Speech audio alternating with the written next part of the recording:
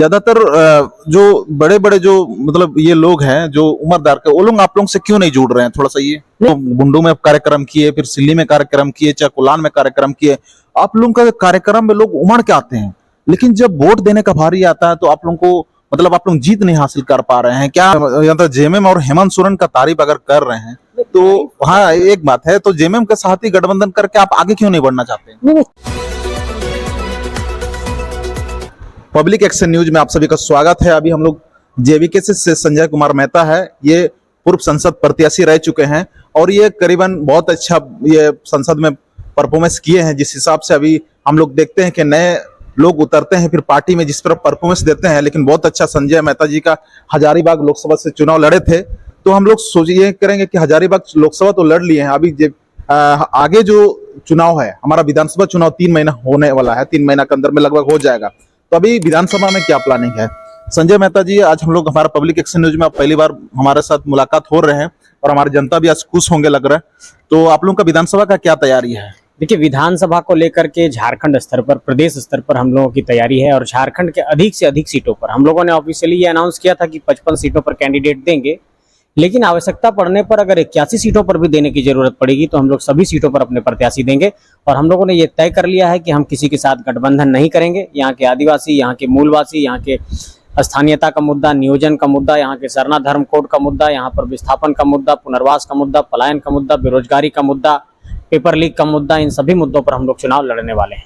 तो अभी हम लोग देखते हैं कि झारखंड अलग होकर 24 साल हो गया है। 24 साल में हम लोग बहुत सारे सरकारें देखे, तो उन सभी से सरकारें आप लोगों का कैसे अलग होगा जो आप लोग वो सभी को अलग करके आप लोग करेंगे? देखिए, अलग इस पॉइंट में होगा कि हम लोग पहले अपनी एक टीम बना रहे हैं, पॉलिसी और प्लानिंग की एक अलग टीम बन रही है, रिसर्च और डेवलपमेंट की एक अलग टीम बन रही है, और इस टीम में वैसे लोग हैं जैसे अगर कोई IITN है, कोई इंजीनियरिंग कर रहे हैं कहीं पे, कोई दुनिया की किसी बेहतर कंपनी में काम कर रहे हैं और वो झारखंड की माटी से हैं, कोई जाकर के देश विदेश के अलग अलग इलाकों में कुछ काम कर रहे हैं, तो ऐसे सभी लोगों को हम लोग एकजुट करने का प्रयास कर रहे हैं और उनको एकजुट करके हम लोग झारखंड के माटी को कैसे योगदान दे सकते हैं, उनका योगदान झारखंड की माटी की तरक्की में कैसे हो सकता है, तो वो सारे लोगों को हम लोग जोड़ने की कोशिश करें। आपने कहा कि आपका अलग कैसे होगा? अलग इस मायने में होगा कि हम लोग पारंपरिक राजनीति से हट करके, हमारे कई साथी ये कहते हैं कि हम प्रोग्रेसिव और पॉजिटिव पॉलिटिक्स की बात करते हैं, तो निश्चित तौर पर हम लोग इसी प्रोग्रेसिव और पॉजिटिव पॉलिटिक्स के साथ आगे बढ़ने वाले हैं। झारखंड की नीतियों को लेकर के, यहाँ की पॉलिसी, प्लानिंग, रिसर्च, इन सारे विषयों को लेकर के हम लोगों की एक अलग टीम बन रही है और सारे एजुकेटेड लोगों को भी हम लोग एकजुट कर रहे हैं। तो इस बात को आप मान करके चलिए कि जिन मुद्दों पर हम लोग बात कर रहे हैं उसके नीतिगत समाधान का रास्ता भी हम लोग तलाश रहे हैं। अभी जो ये सिर्फ आप लोगों का जेवीके में सिर्फ युवा ही दिख रहे हैं, है ना? ज्यादा वर्ग के लोग नहीं दिख रहे हैं। ज्यादातर जो बड़े बड़े जो मतलब ये लोग हैं जो उम्रदार के, वो लोग आप लोगों से क्यों नहीं जुड़ रहे हैं? थोड़ा सा ये नहीं, सभी लोग जुड़ रहे हैं धीरे धीरे। जो गार्जियन स्वरूप लोग हैं, अभिभावक स्वरूप हैं, और जो आप कह रहे हैं कि उम्र दराज लोग आप लोगों के संगठन में नहीं दिखाई पड़ रहे हैं, अब मैं इस पे इत्तेफाक नहीं रखता।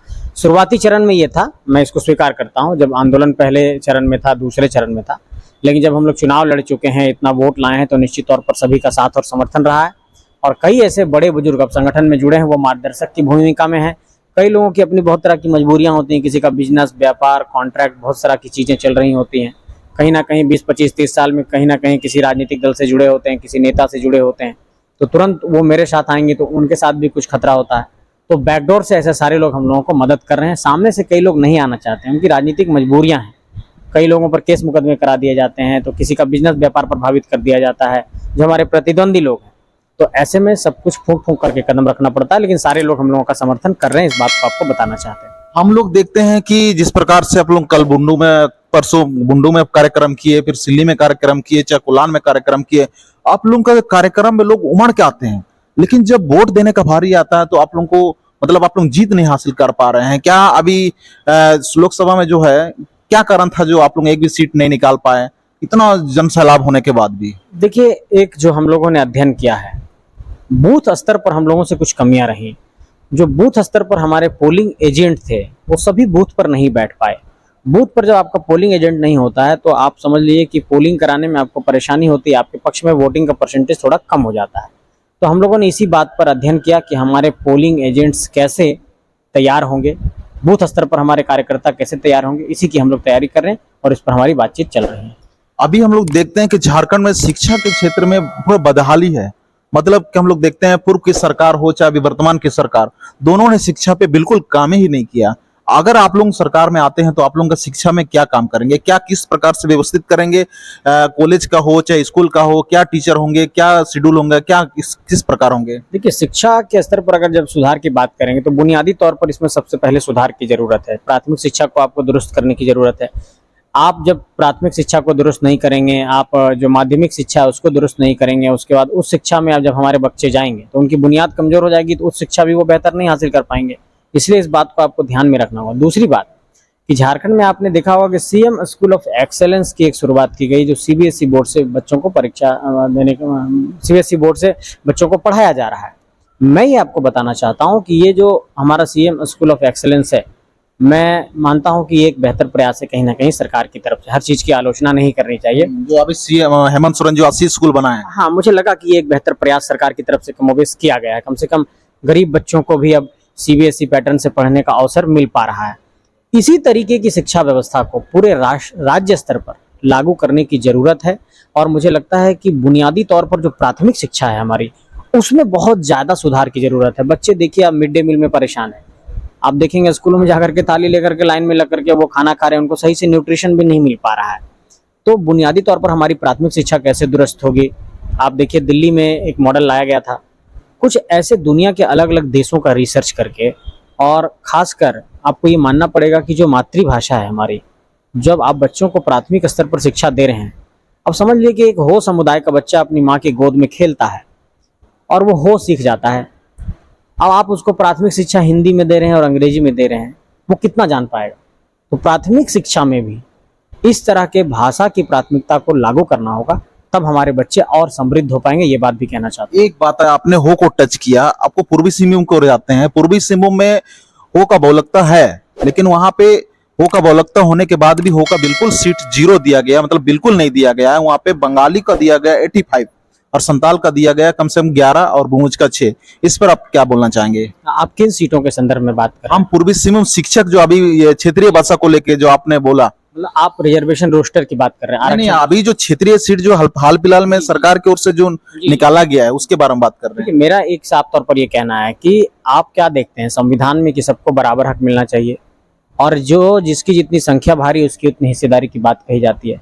तो जब सरकार कोई रिक्रूटमेंट निकाल रही है और जो हमारा रोस्टर है उस रोस्टर को फॉलो होना चाहिए, किसी के साथ भेदभाव नहीं हो।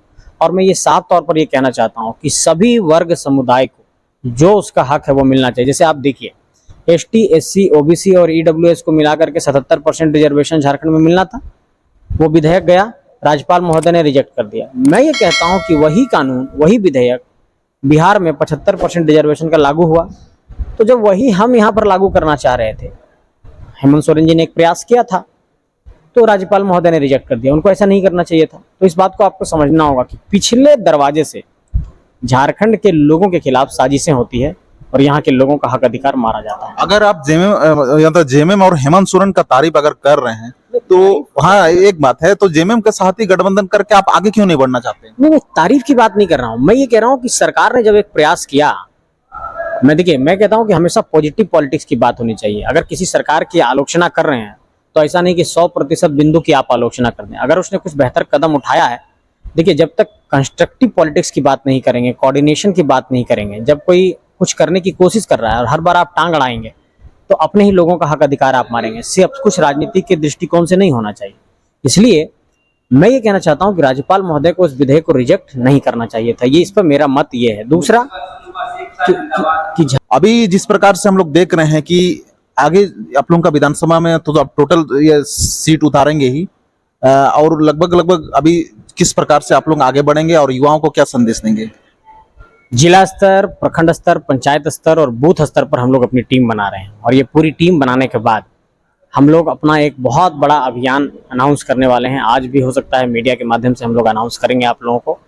और पूरे ये पंचायत स्तर की टीम, बूथ स्तर की टीम पूरे हम लोगों के संदेश को, हम लोगों के विचारों को और जो हम लोग झारखंड में करना चाहते हैं उस संदेश को गांव-गांव लेकर के जाएगी। झारखंड के 32,623 गाँव तक, झारखंड में 29,521 पोलिंग स्टेशन है, 32,623 गाँव हैं और 264 प्रखंड हैं, 4,345 पंचायत है, 48 नगर निगम है, 24 जिले हैं, 5 प्रमंडल हैं।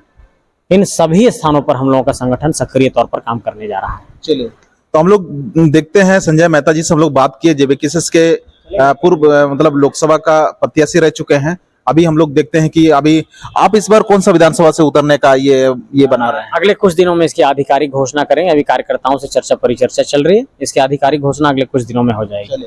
इसी के साथ संजय मेहता के साथ बहुत ये खास पॉइंट पर बातचीत करते हुए आगे भी हम लोग बात करेंगे सारे नेताओं से, चाहे विपक्ष हो या पक्ष, सारे नेता आप लोगों का पब्लिक एक्शन न्यूज में हम आमंत्रित करेंगे। इसी के साथ अंतिम तक बने रहने के लिए आप सभी को पुनः पब्लिक एक्शन न्यूज में आप सभी को धन्यवाद।